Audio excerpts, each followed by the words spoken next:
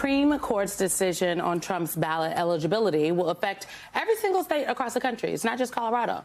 At least 6 states have debated in court whether or not Donald Trump has the right to run for president because of his attempt to overturn the 2020 election. Well, Michigan is one of those states, and Michigan's Secretary of State, Jocelyn Benson, is with us now. She attended Thursday's oral arguments at the Supreme Court. You Greetings. attended the arguments, and you caught the attention of your former law professor, now Justice Kagan. I want to play just a little bit of what the justice said as it relates to you and to your state. Take a listen. It sounds awfully national to me. So whatever means there are to enforce it would suggest that they have to be federal, national means. Why does, if you weren't from Colorado and you were from Wisconsin or you were from Michigan, and it really, what the Michigan Secretary of State did is going to make the difference between, whether candidate A is elected or candidate B is elected. I mean, that seems quite extraordinary, doesn't it? No, Your Honor, because ultimately it's this court that's going to decide that question of federal constitutional eligibility and settle the issue for the nation. And certainly it's not unusual that questions of national importance come up.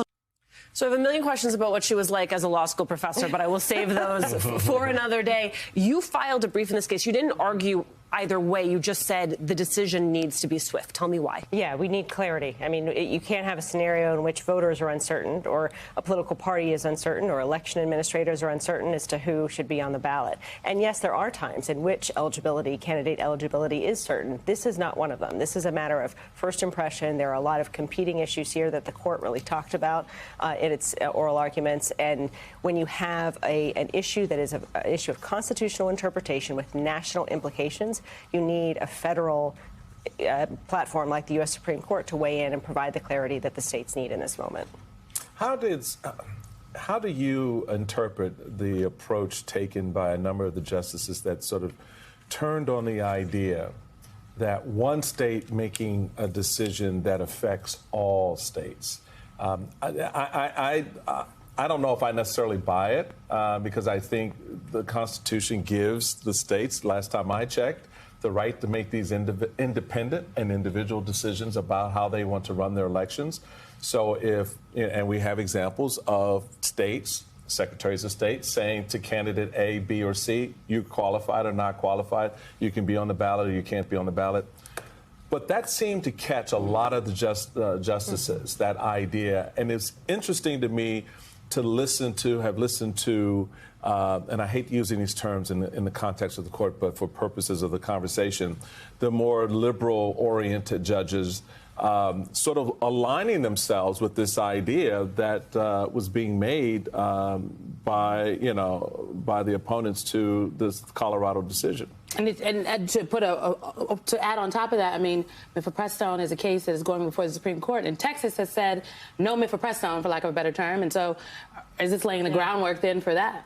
It's hard to say because I think, when federalism is alive and well, it's really about balance. And as it relates to elections, yes, every state does have the right responsibility to determine various issues around our elections, but there are also federal standards. There are guardrails. The date of the election is one date for the most part, or nationwide. And when you have a federal national election, Congress, the U.S. Supreme Court, the U.S. Constitution does have a critical role to play to ensure equality across the states. And I was really struck by various justices talking about what would happen if there were different factual determinations in different states, leading to different determinations on this question of what is an insurrection and what is aided and abetted. The court touched on that a little bit, but really went back to when there's ambiguity, when it's not straightforward whether a candidate is eligible or not, that is when you need some sort of federal statement that provides that uniformity across the state. We talked about it Thursday amongst ourselves about just how the argument was made for the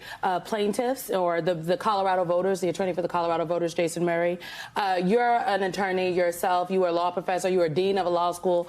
What do you make of there's been lots of criticism about how Jason Murray argued this case, that he was not as forceful, that there were lots of things on the table to support his argument, and that he did not give a forceful defense of the decision of the Colorado Supreme Court. You were in the room. I mean, Did it come off that way? What do you think? Well, I do think there's a balance you have to strike between recognizing the very legal approach that the justices were taking. I mean, they were taking this very seriously. It was very clear to me they wanted to provide consensus. They wanted to provide perhaps even unanimity in their decision. And they wanted it to be rooted in the law, not in politics. And so I think coming to the court with arguments that are more political than legal can be problematic in cases like that. But I was really grateful that the court kept bringing back for all of the litigants the legal issues at play, that we have to look at this as regardless of the players on the field in this particular moment, what's the best decision, not just for the country, but for the precedent that will be created by the interpretation they issue. Because what we're talking about, I think sometimes this gets framed as being about Donald Trump. And really this is about the voters of Colorado and the voters across this country who want to know if the person who they would be voting for is in fact eligible to be on that ballot. And it comes set against the backdrop of elections that we know already are going to be tumultuous. There was great reporting in the Washington Post about what folks like yourself are doing to prevent election disruptions in Michigan. Local election workers have been trained on how to de-escalate situations, and state officials are setting up a texting program so workers can quickly contact their bosses and law enforcement if they are in danger, an idea already implemented in Georgia.